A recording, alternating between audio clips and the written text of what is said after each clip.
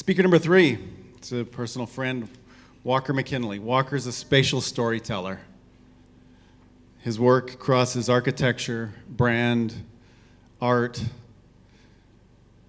I've been lucky enough to work with Walker a few times, and I always find going into his studio that his team's vision and his vision is really about building entire worlds. And so tonight we're lucky enough to have the opportunity to be invited into Walker's world for even just a brief period. So Walker, stage is yours. Thank you. Thanks, Ryan. And thank you, everyone. I talk about my work relatively often. I almost never talk about myself. So I'm a little not as comfortable in this space. Never really even looked back on myself in this way. This really was a new experience for me to even think about it.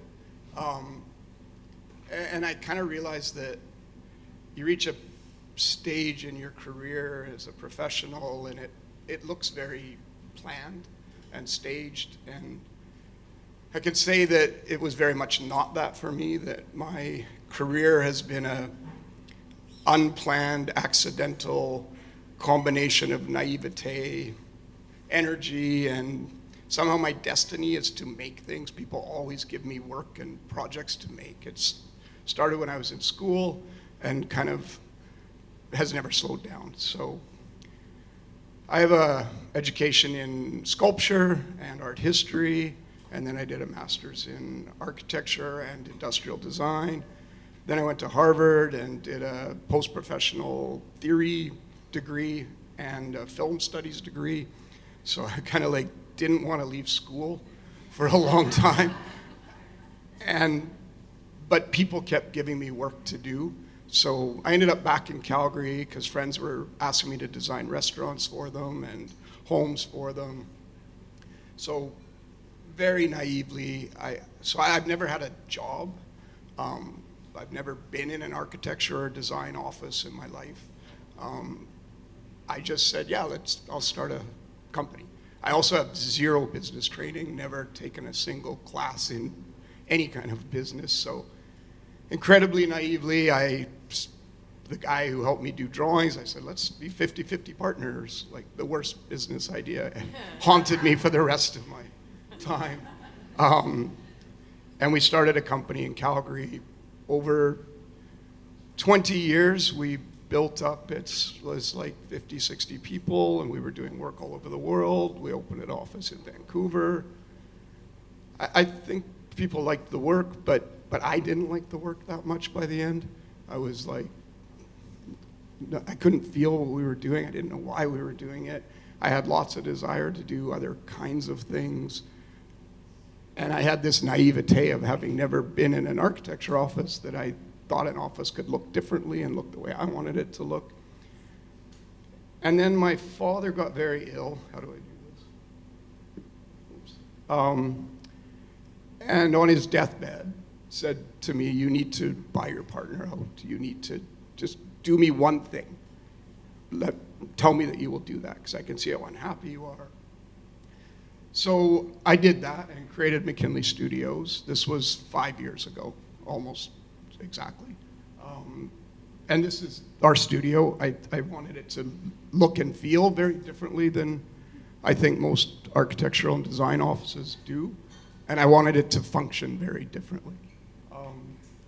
And really just be a model of what I'm interested in doing and figure out if we can make a go of that. So this is us down right there, just half a block away. And this is what it looks like diagrammatically. So a big part of it was I have so many interests outside of what would normally be architecture interiors, and I wanted to build a team that could make whatever we felt like making, could, as Ryan says, build whole worlds, have a really holistic view on design. And so I've rebuilt the entire thing. We still have our office in Calgary, we're still here. But the team looks quite different. We can do all of this now, and we can do them together or separately, and there's really talented people in each of these areas. So 5 years ago, I started this, and then hit a series of challenges. So I had a heart attack, and while in the hospital, died for a little while. And I was telling Ryan, sadly, there was nothing on the other side for me. There was no light, just dark. But I survived. Shortly after, my mother, who was my best friend, had a stroke and is paralyzed. The meds that they had me on for my heart caused my wife's crying, sorry. Caused my kidneys to fail, and I was hospitalized again and told that I probably wouldn't live. Somehow, modern medicine's amazing. I came through that. COVID hit during this. So I wrote the biggest check of my life to my business partner, and within 2 weeks, COVID hit.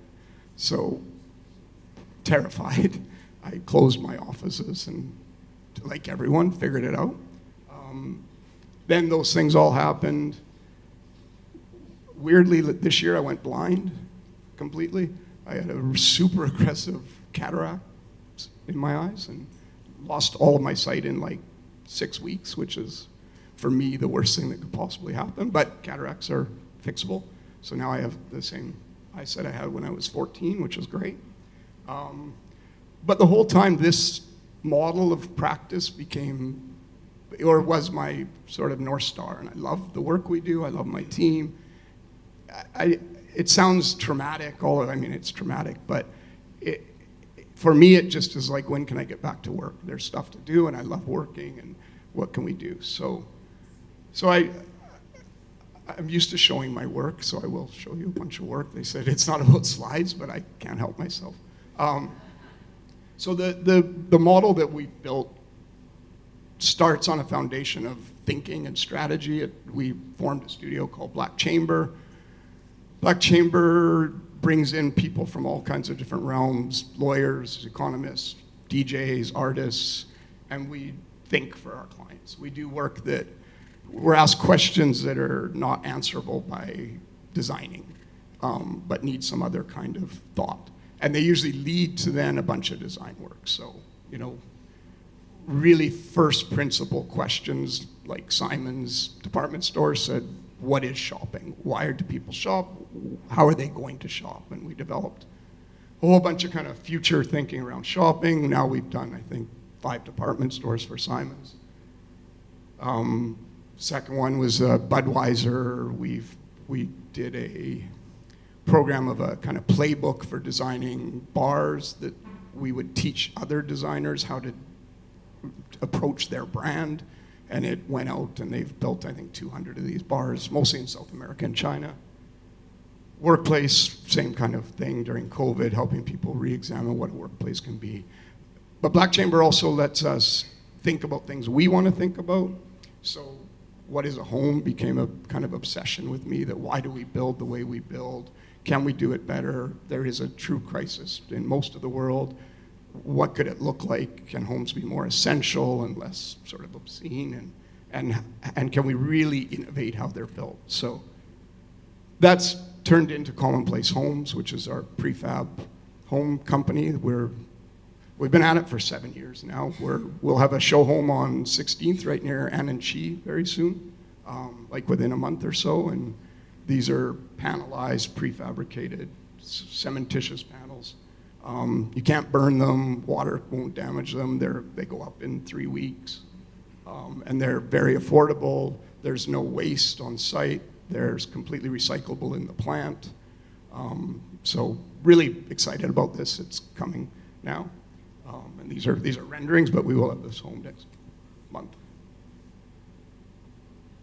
And then, like I say, I can't help myself. So I have an amazing team, and we do a lot of different things, and we're super productive. So, while I was dealing with all of my health issues and building the company, and like all of us, seeing myself through COVID, I just wanted to kind of I won't even talk about them, but I'll give you a sense of what we did. This is, in the last 5 years, our work.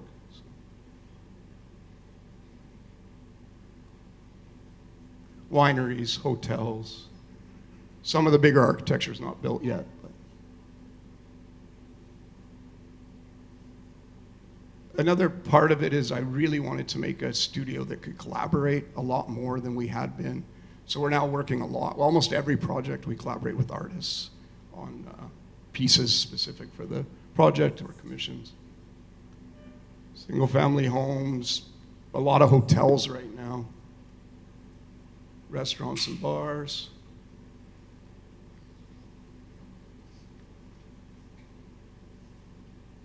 So this was fun for me because I actually kind of didn't realize how much we'd done in the last 5 years either. Like when I went to put this together, it was like, wow. A lot of this is in Vancouver. That was a new hotel. This is a house.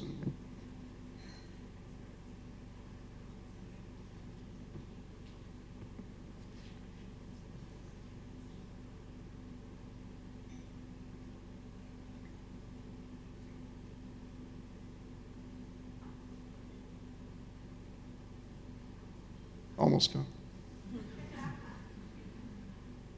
Seniors living.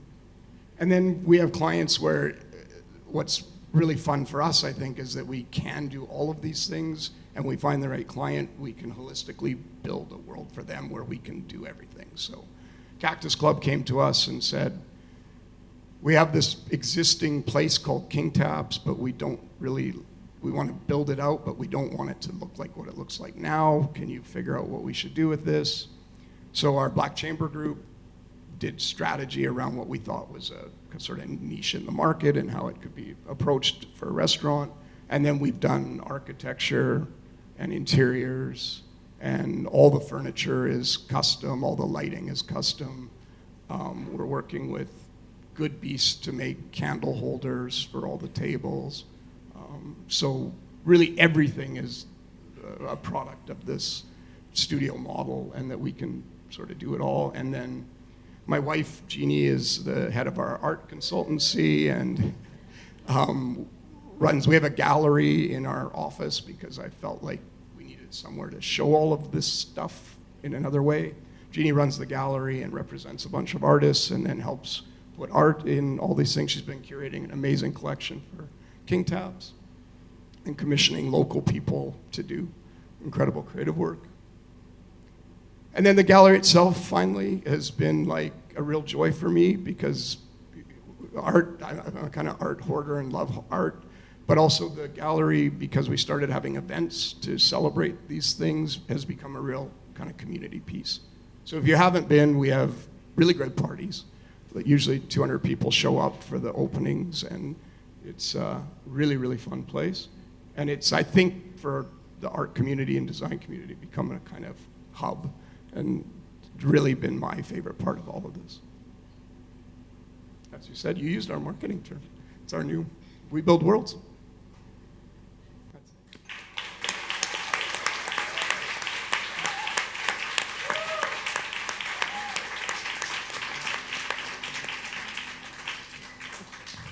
Amazing.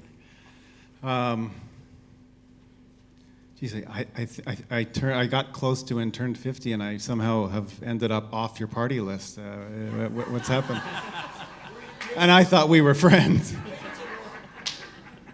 Again, having been able to work, I worked with you guys in Calgary in probably 2012 with Boza Properties, and a couple times since then. And just looking at the portfolio, it's obvious that meaning can be made through space, silence, even contradiction in some of your images. But the thing that I've always liked about working with you and your team is that design isn't always the answer. Sometimes it's actually a question. In fact, most of the time it's a question with you guys. So thank you.